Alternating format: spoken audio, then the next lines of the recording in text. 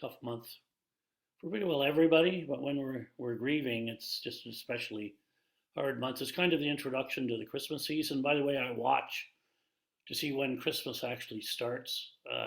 It's actually started in October in the stores, and I was playing some music, and it's just overwhelming sometimes. So this is my I believe my 12th year doing holiday help for BFO.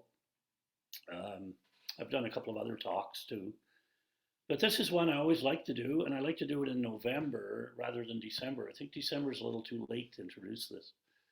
So I want to walk you through some ways that perhaps we can help you getting through the holidays. And to start off, I'd like to read a little something I put together. Having done all these other sessions, I started doing a summary, and then when I looked at the summary, I said, "This doesn't need to be a summary. This needs to be an introduction." So just bear with me. I'm just going to read a couple of paragraphs here, and then I'm going to get into some tips to help you deal with the holiday season.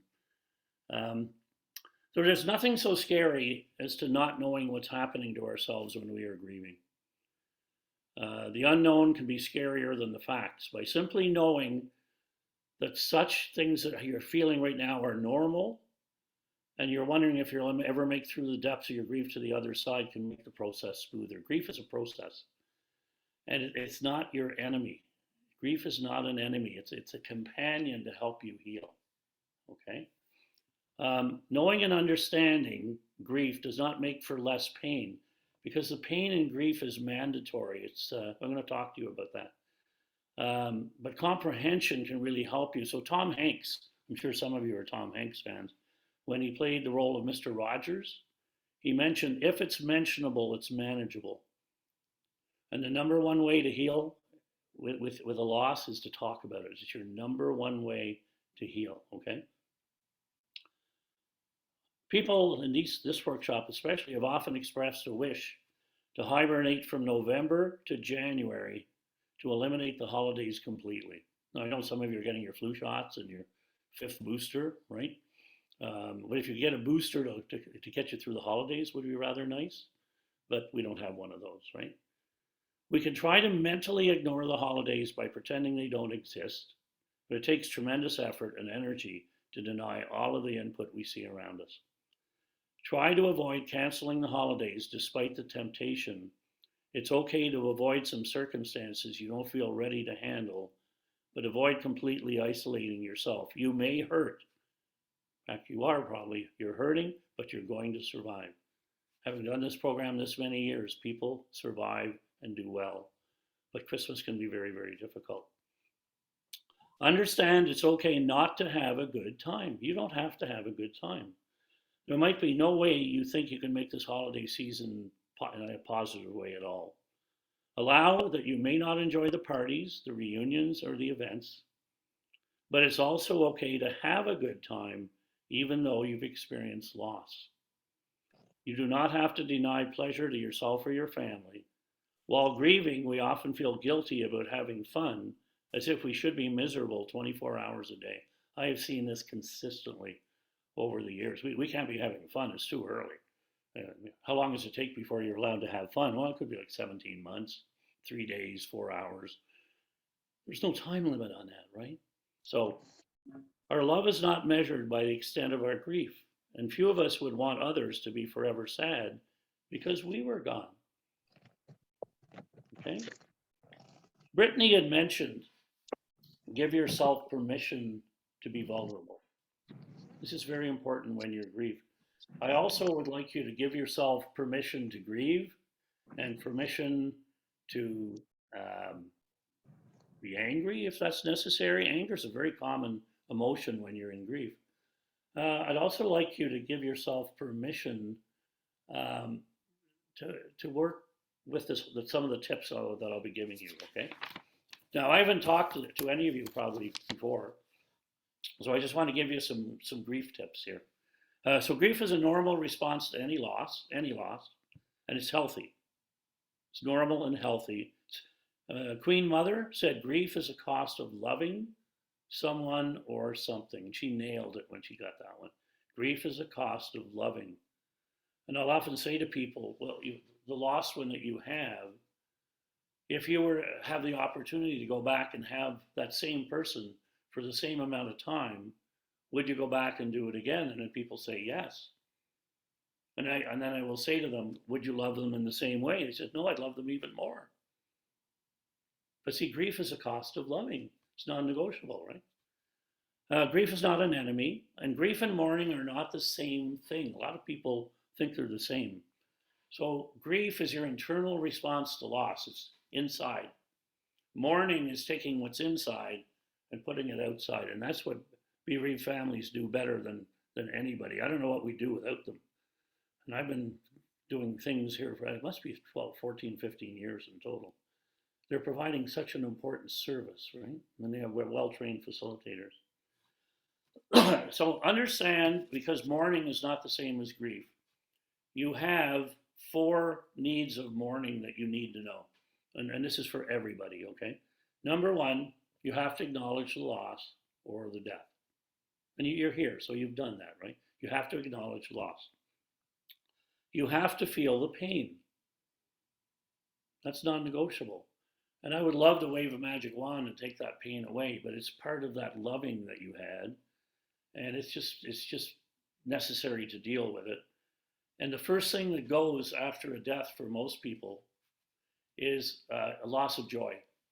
So whatever things you liked or you enjoyed, you don't enjoy them anymore. It's called anhedonia. It actually has a disease name, but it's a loss of joy.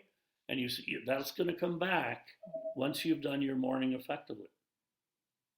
Once you've gone through some of your grieving, that's going to come back. The third thing, and this is really, really important to understand, change the relationship from one of physical presence to one of memory, because the person is no longer with you. You no longer have the physical presence, but you still have a relationship with them that's going to be emotional, it might be spiritual, might be any number of other things. And whenever you're dealing with grief, you're always going to have secondary losses. I'm going to walk you through some of those. Losing the person is the primary loss. Secondary losses, and depending on how long you've been with people, there can be dozens or hundreds of them. What did this person do for you? What did you interact and how did you do that? So as I say, Brittany mentioned this, it's necessary to give yourself permission. You need to be patient with grief. There's no time limit on grief. We can't put a starting date on it. And you need to develop a reasonable tolerance, and this is so important, a reasonable tolerance for yourself, and you're going to see that as I walk you through some points. A reasonable tolerance for other well-meaning people. How many of you have had someone say something that kind of turned you off the wrong way? It's like, oh, that's okay, they're in a better place, and all of the things that they mean well, but they're not helping you, right? These are other well-meaning people that don't understand grief. So part of our role, actually, as people that have lost someone, is to educate other people that don't have that experience. And I'm going to give you some of those tips, okay? So a reasonable tolerance for the holiday season and the world in general. I have never seen anything like the last 2.5 years. I've been doing grief work with people. I've been doing grief work with people that have lost pets. And I've been doing a session on grief that's neither people nor pets. And that was a really odd one that came out of nowhere. People lost the world as they knew it. So the normalcy of the way the world was about 2.5 years ago just seemed to change. You had sick people that you weren't able to visit in the hospital. You couldn't have a regular funeral, all kinds of things. It's been a test. And we've come through to this point, and I think we're doing pretty well. Now, unfortunately, when I, together with you, you've all had some significant loss, right? So I'm going to walk you through some helpful hints for surviving the holidays. If you want to make notes on any one of these, because we're going to have a little question and answer period, feel free to ask a question. There's no such thing as a dumb question, especially when it comes to grief. Because grief is when you're being blindsided, right? Why isn't there a course in this? Trust me, I lost my wife 17 years ago. I lost four other members of my family, and within the same year. I would not have wanted to have grief and studied it ahead of time because there was no need to do that. But now that you've had the loss, knowledge is half of working with grief. The more you know about grief, the better. At least half the battle. Okay? So let me just read you through some of these points, and especially at Christmas, right? So give grief its voice. Talk about the person who died and include the person's name in the holiday conversations when appropriate. So if you're getting together with family, I would hope there's going to be a time there when you can talk about the person that you've lost. Because a lot of families will get together. No, we're not going to talk about Bill. We're not going to talk about Brittany. We're not going to talk about anybody because this is Christmas and that's not a time for that. And I think it's wonderful when you're together as a family is to go around. What special memory might you have of that person around Christmas or something else like that, right? Don't be afraid to express your feelings of grief. Talking about it will often make you feel better. And it also might make you feel worse.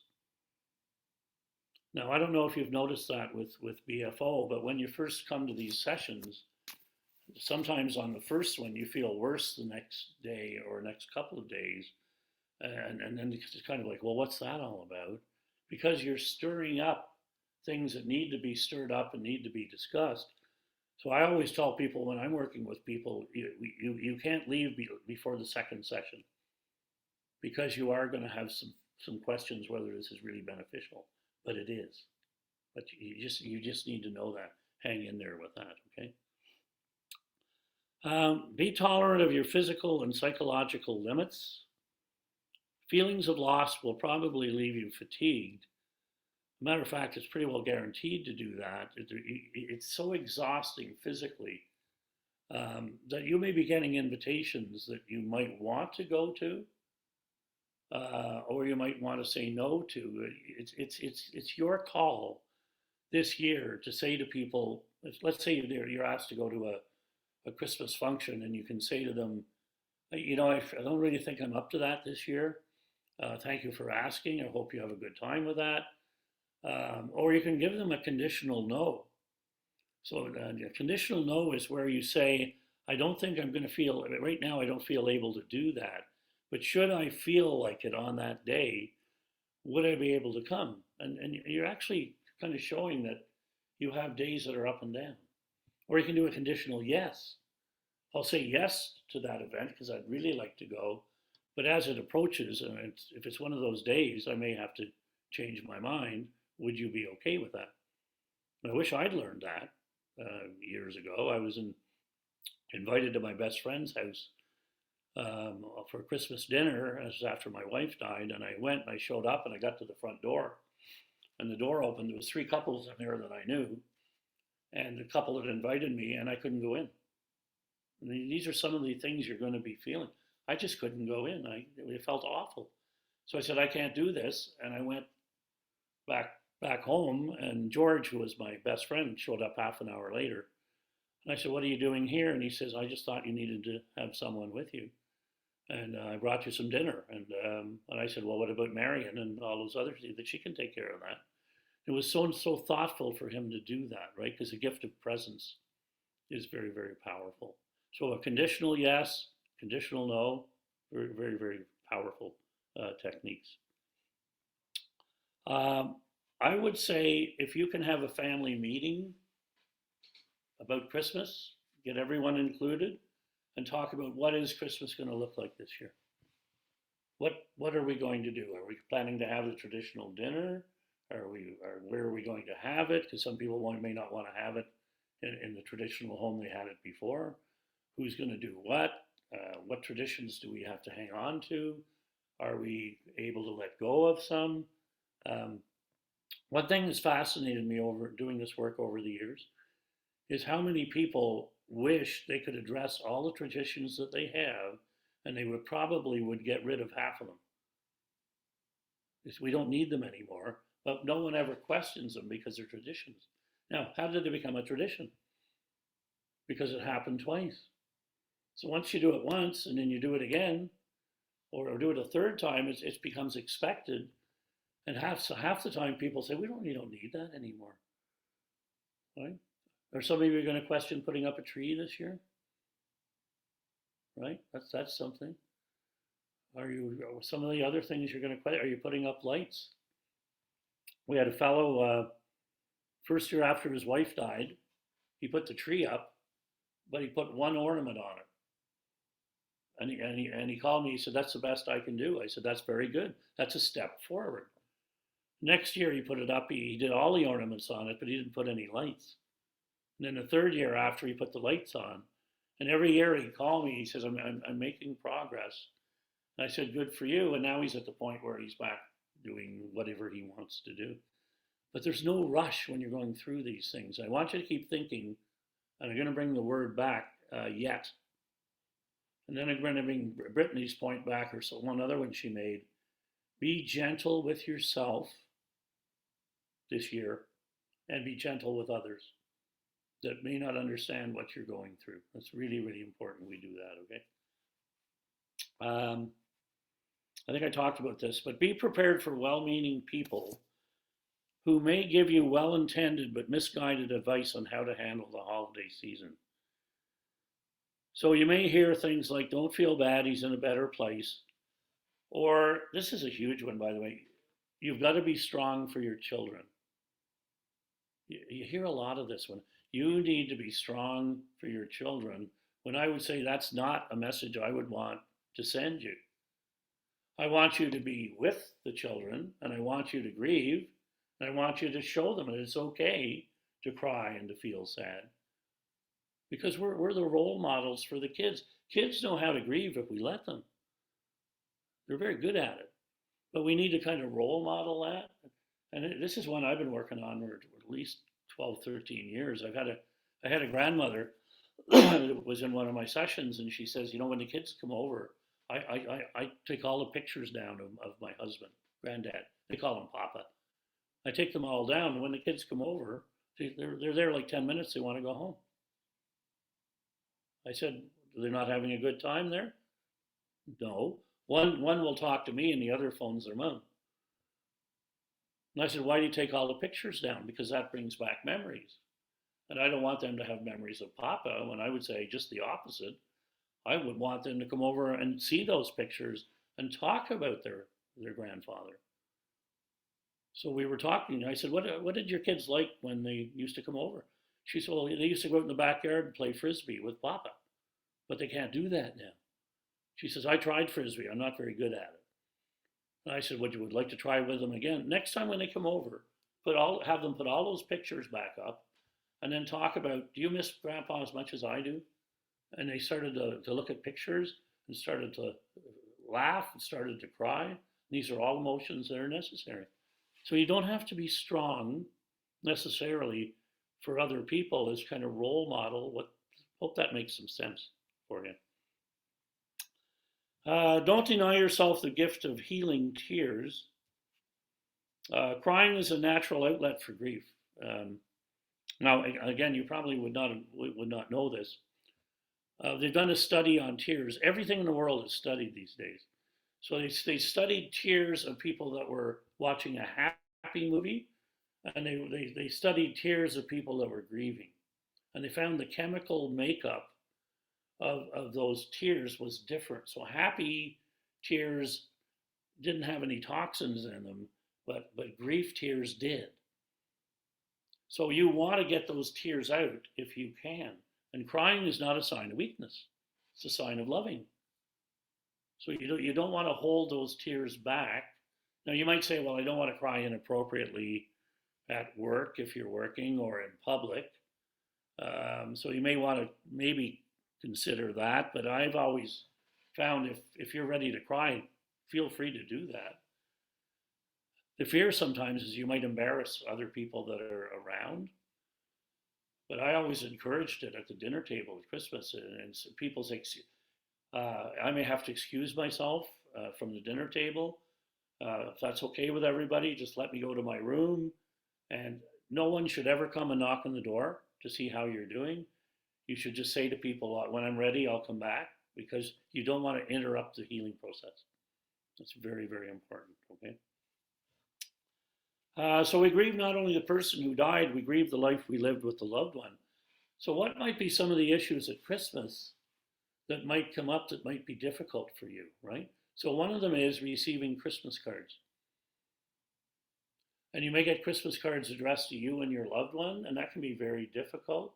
And these are cards that might be coming from people that don't even know that you had a loss. And this is part of that reasonable tolerance that you need to have for others. So just know that you may get some cards like that. Um, you need to be prepared when people will ask you how you're doing. Okay, because that's a very common question. So how are you getting along, and how are you doing? And pretty well none of us in BFO would use those terms. How what do people want to hear? Do you think when they say how are you doing? Just think about that for a second. What do you think they want to hear? They want to hear I'm doing okay, but you're not. So why would you tell them something that you're not feeling? So what can you say? So instead of saying I'm doing okay, just say, you know what, I'm really struggling. This is a very tough time of the year. It's really hard having lost David. So thanks for asking. And then one of two things will generally happen.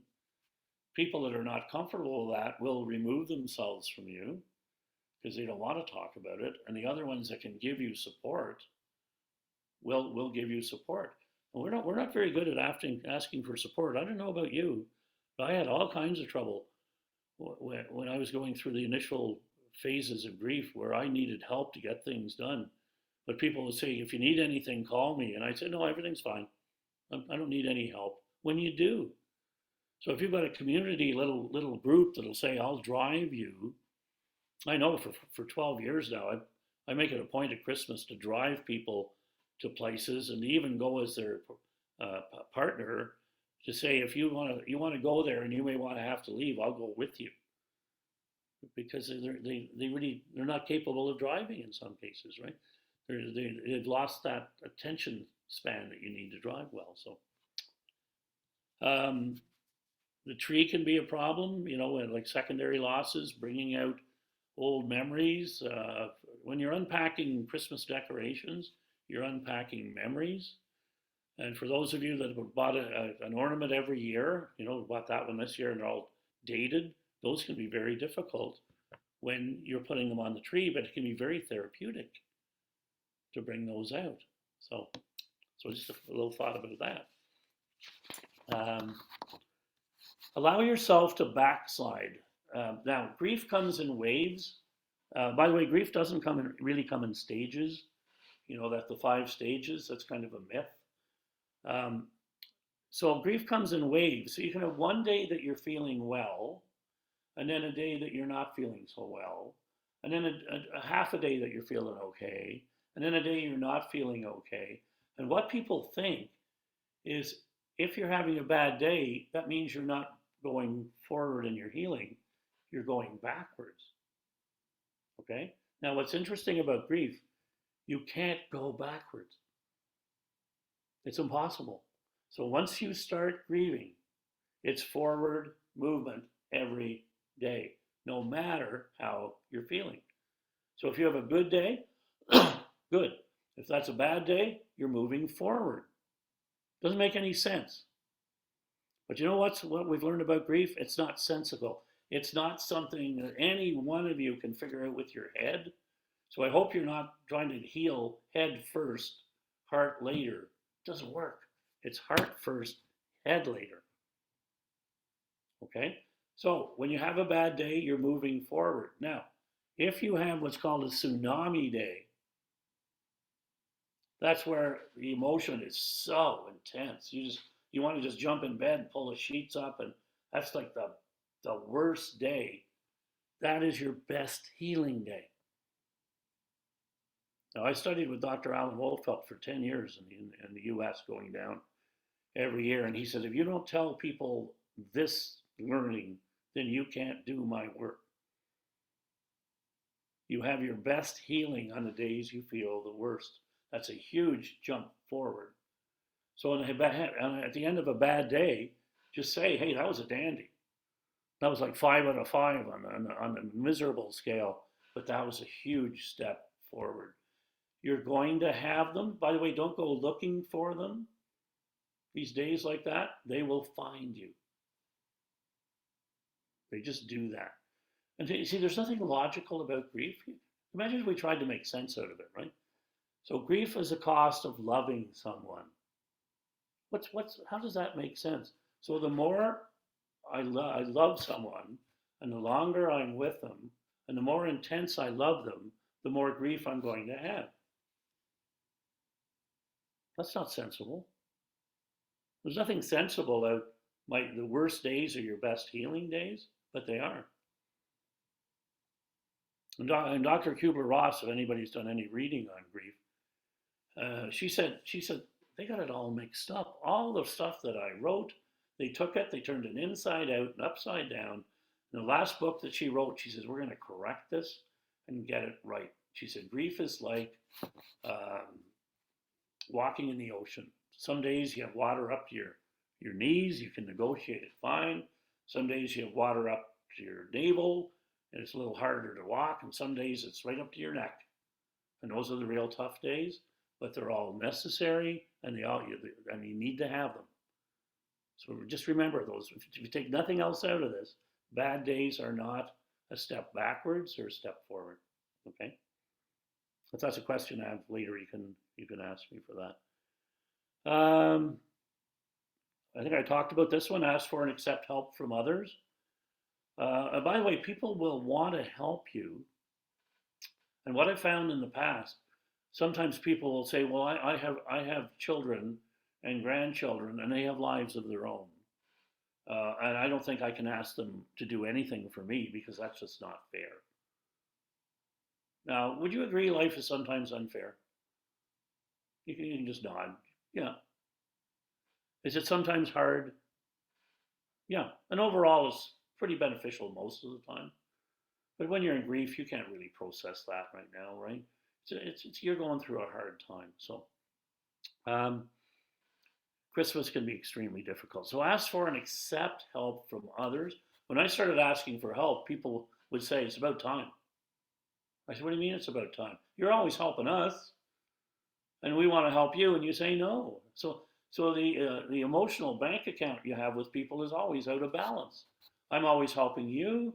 You need to give me a chance to help you back. And that's a huge one. So any perfectionists? Am I looking at any perfectionists here? Probably. Allow yourself to be merely human. Avoid perfectionistic expectations.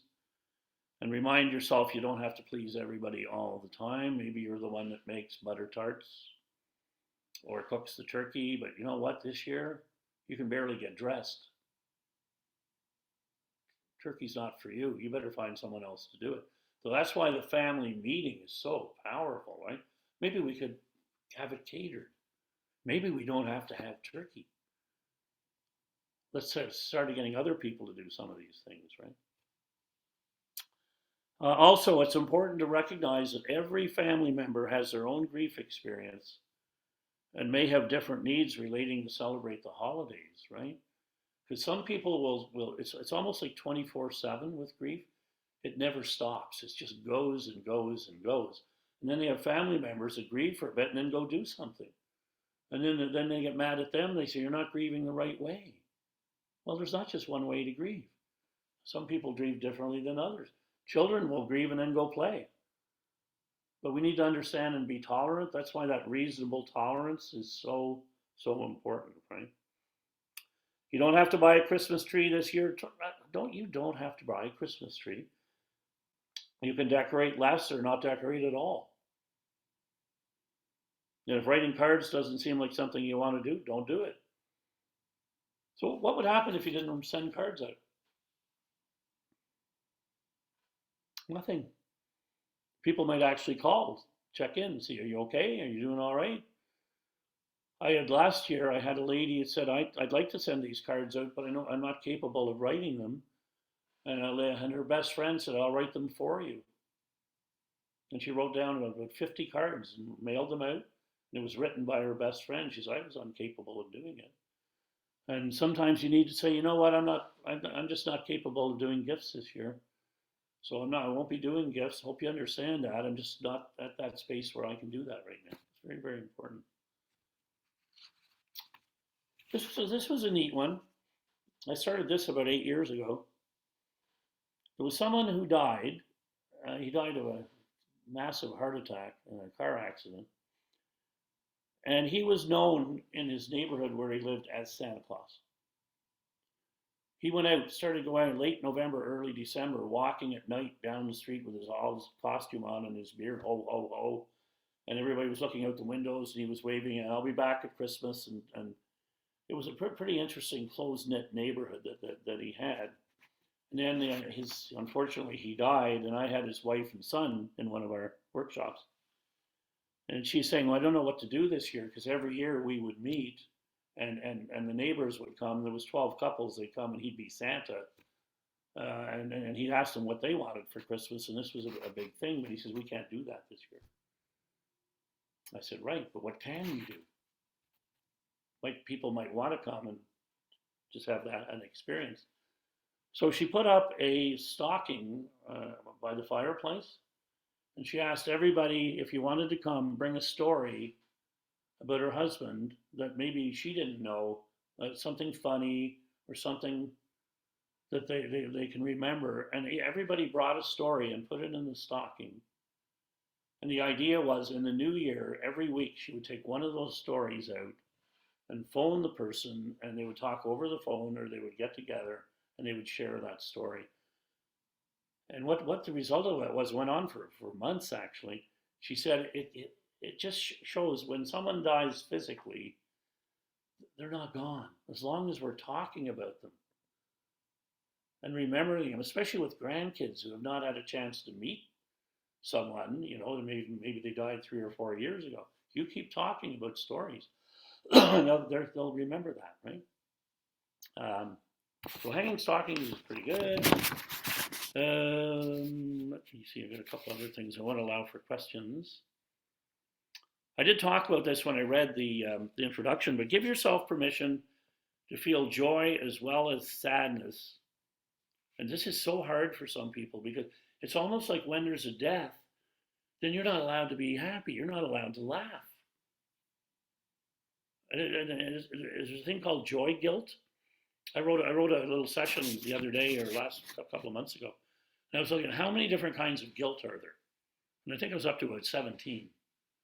And one of the guilt ones is, Christmas is, why am I here? And they're not. But one of them is joy guilt. Is the first time you start to feel good or you start to laugh, sometimes people will go, that's too soon. I can't be laughing now. That's not right.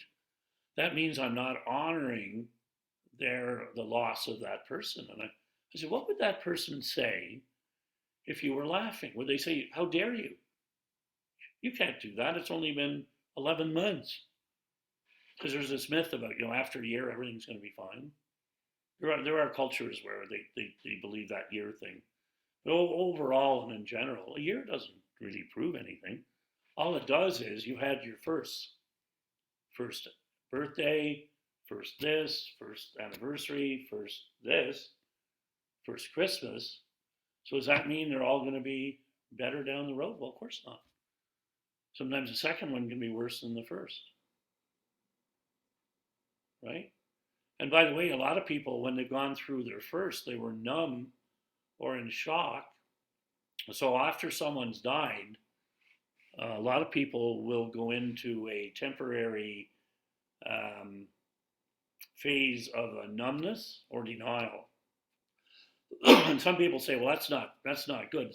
Denial's not a positive thing. Well, actually it is.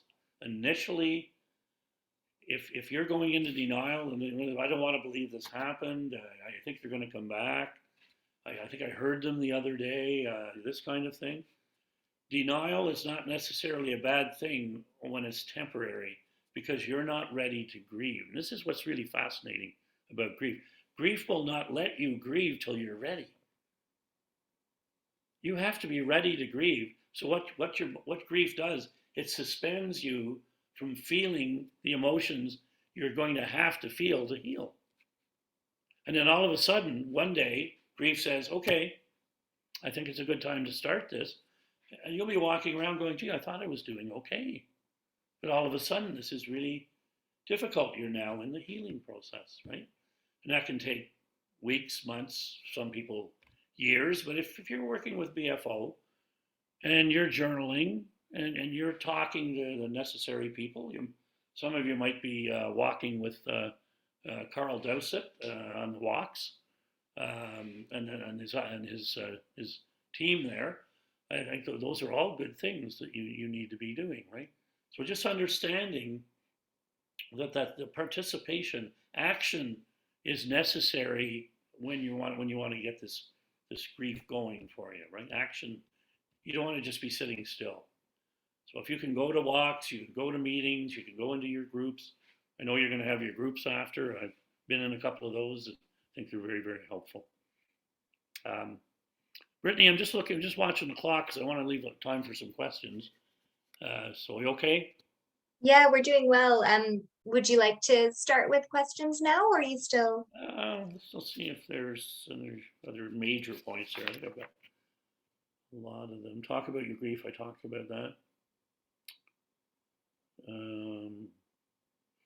Set limits and boundaries. This is really important. Tell your family and friends you're on a stress reduction diet. You're not going to overdo it. I know when my mom lost my dad, um, people were expecting her to cook 10 lemon pies, if you can imagine that. She always done it every year. They said, and they really put the pressure on her, right? You really need to do that. Yes, we understand that he's gone, but you still have duties that you got to do for the church. And I'm going, whoa, whoa, whoa, whoa, whoa. I'm a Christian. I'm a church guy. Whoa, this is not right. So, but sometimes we put demands on people when they can barely. I mean, I don't use the word cope too much on the. I think that's why I like to call it holiday help. How do you deal with all this stuff going on? The music every day, everywhere you go. Turn on the TV. I hope you're not preset to channel 62. Anybody know what channel 62 is on Rogers? I do. I love those Christmas movies. I'm a guy, but I'm not supposed to ever share that with anybody, right? Channel 62 holiday movies. They start in November 1st, and they go till the end of December, and then they bring them back in the summer. Christmas in the summer. Isn't that amazing?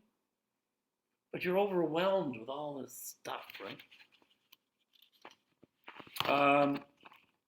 Do holiday shopping early or give IOUs or gift cards. Gift cards has become the new way to deal with this now. if that's not something you've ever considered, because we get into traditional stuff, right? We always did it this way, and now we have to do it a different way. And I don't know about you, I'm kind of overwhelmed with change. But anytime there's change, there's loss, right? When you've lost someone that you love, you've lost. There's grief. Could be anything from losing a child, to losing a parent, to losing a pet, to losing mobility, any one of those things. So yeah. So I've got 7:46, Brittany. Do you think we have any questions? And if not, I can do a couple more points there, but I hopefully got some.